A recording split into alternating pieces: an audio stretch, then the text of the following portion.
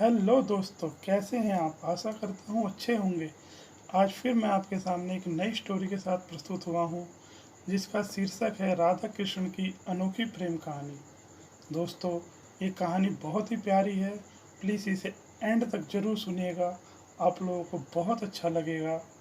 और अगर कहानी पसंद आए तो प्लीज़ इसे लाइक कीजिए, शेयर कीजिए, मेरे चैनल को सब्सक्राइब कीजिए और बेल आइकन का ऑल का बटन ज़रूर दबाइए, जिससे मेरी आने वाली नेक्स्ट स्टोरी का नोटिफिकेशन आपके पास सबसे पहले पहुंचे। तो दोस्तों, इस कहानी को पूरा एंड तक ध्यान से सुनिएगा। तो आइए हम शुरू करते हैं आज की इस स्टोरी को। राधा कृष्ण के प्यारे दर्शकों, ये कहानी है दो ऐसे प्रेमियों की जिनका प्रेम शरीर, समाज और समय से परे था। ऐसे प्रेमी जिनको एक दूसरे का साथ तो नसीब ना हुआ, लेकिन यह संसार हर मंदिर में उन दोनों को साथ रखता है। हाँ, हम बात कर रहे हैं उसी प्रेम भरी राधा की, जो कृष्ण को उनकी बांसुरी से भी ज़्यादा करीब थी। कहते हैं, वृंदावन में रहते हुए कृष्ण ने अपनी मधुर बांसुरी से कितनी ही गोपियों के मन को जीता, लेकिन अगर उनकी बांसुरी पर सबसे ज़्यादा कोई मोहित होता था तो वो थी राधा।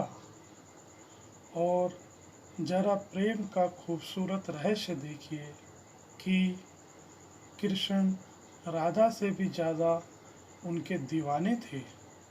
इतने दीवाने कि वो जानबूझकर सब गोपियों के मन बांसुरी से मंत्रमुग्ध कर देते थे, ताकि वो राधा के पास जाकर पूर्ण मन से बात कर पाएं।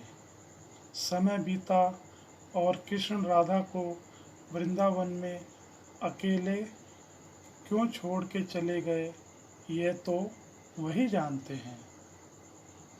और राधा ने इस आघात प्रेम का विकट बिछोह कैसे सहा होगा, इसका वर्णन दुनिया का महानतम करुण रस भी शायद नहीं कर सकता। जीवन आगे बढ़ा और राधा को सामाजिक नियमों के अनुसार विवाह करना पड़ा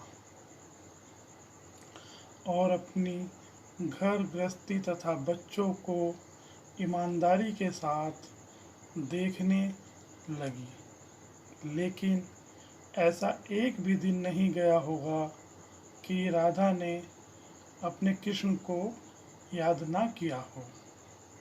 दिन में कुछ समय वो अपने कृष्ण के ध्यान में जरूर गुजारती थी। जीवन ऐसे ही बीतता गया। राधा अब वृद्ध हो चुकी थी और सांसारिक जिम्मेदारियों से मुक्त भी,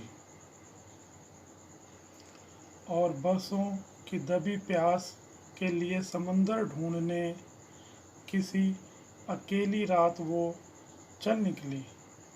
अनजान राह पर भटकते भटकते कृष्ण के महल पहुंची। लोगों ने मिलने नहीं दिया। कई रोज बीत गए उनको देखने की आस में। फिर एक दिन भीड़ में शामिल होके उन्हें अपने कृष्ण के दर्शन हो गए और कृष्ण को राधा के। कृष्ण ने ऐसी खुशी कितने वर्षों बाद महसूस की होगी, ये उन्हीं को पता होगा।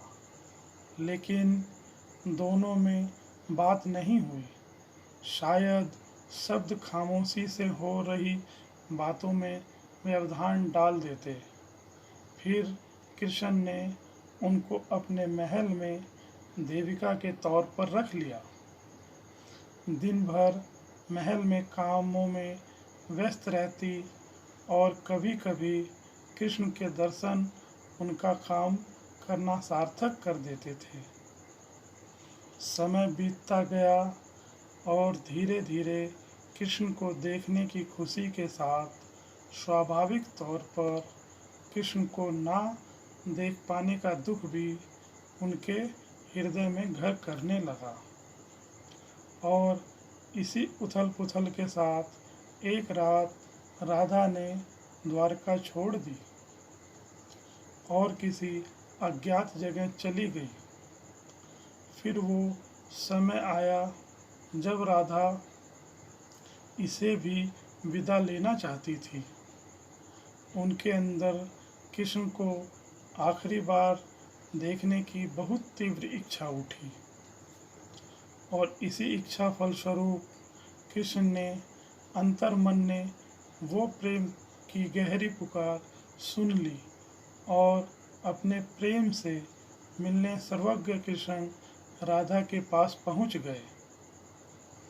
कृष्ण ने राधा से कहा कुछ मांगने को, लेकिन कृष्ण को देखकर ही तृप्त हो जाने वाली राधा कहाँ कुछ मांगने वाली थी। कृष्ण को कह दिया कुछ नहीं चाहिए।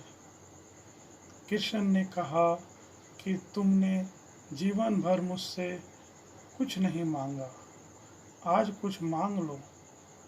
इतना आग्रह करने के बाद राधा ने कहा कि वो आखिरी बार उन्हें बांसुरी बजाते हुए देखना चाहती है। फिर कृष्ण ने राधा की इच्छा पूरी करने के लिए बांसुरी बजाई और इतनी प्रेम भरी धुन बजाई कि वैसी किसी ने संसार में नहीं बजाई, खुद कृष्ण ने भी नहीं। यही बांसुरी सुनते सुनते राधा का शरीर फूलों जैसा झड़ने लगा और वह हवा में विलीन हो गई। उनकी आत्मा परमात्मा में जाकर मिल गई। तब कृष्ण ने उसे बांसुरी को तोड़कर फेंक दिया। शायद वह नहीं चाहते थे कि फिर कभी उनकी बांसुरी की धुन कोई और सुने। दोस्तों, कहानी कैसी लगी मुझे कमेंट सेक्शन में कमेंट करके ज़रूर बताइएगा। अब मिलते हैं आपके नई स्टोरी के साथ। Okay, bye bye.